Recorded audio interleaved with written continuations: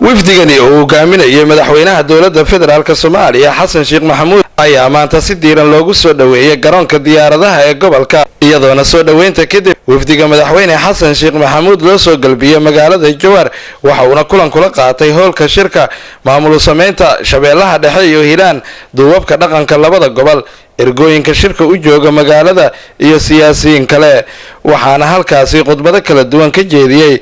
qaar ka mid ah duubabka iyo siyaasiyiinta iyadoona barbaarta gaashaaman iyo kooxaha fanka ee iyana goobta ku soo bandhigeen shiribyo iyo heeso kale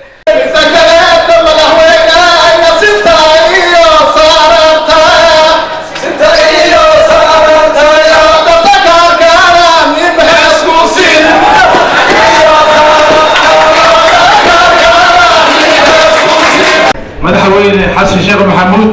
marka rajada xumru ku dhacdi Hiiraan Shabeellaha Dhexe ku soo dhawaado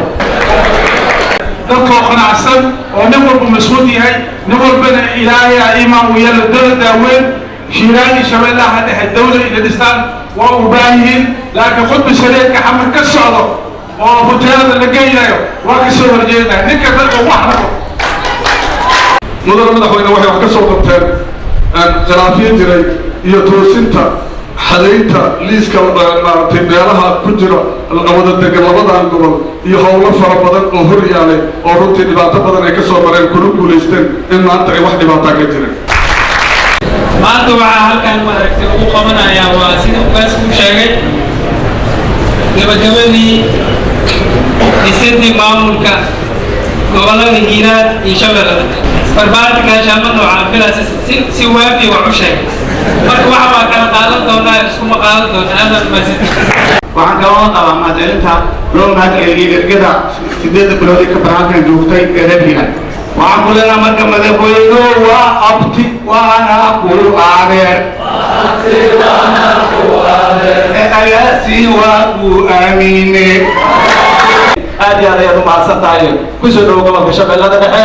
waana mahadsantahay aadana u faraxsanahay inaad markii saddexaad oo markii afaraad imaado wayso adigoo ummadan ahelaan oo maamul ku midaysan yihiin go'aankaagu yahayna aadan kaaga mahadcelinayna waxaan ku leeyahay ka gaarto madaxweyne mar labaad mar saddexaad ku soo dhawo gobolka Shabeellaha madaxweynaha Soomaaliya Xasan Sheekh Maxamuud ayaa duubabka dhaqanka labada gobol iyo siyaasiyiinta u sheegay in ay iyaga dhistaan maamulkooda dowladda federaalka Soomaaliyana aysan faragelin ku sameyn doonin maamulka ay dhisanayaan labadan gobol Hiiraan iyo Shabeellaha Dhexe waxaan rabaa markaan in ay taladooda gaaraan waqti badan ka dhumay maamulkiina samaysta talada adiga iskale wasaaradda arrimaha gudaha ee federaaliyadda ee joogta beediyada joogta fududayn iyo waxaad ku heshiisaan inay raadinayso idin sharciyeyso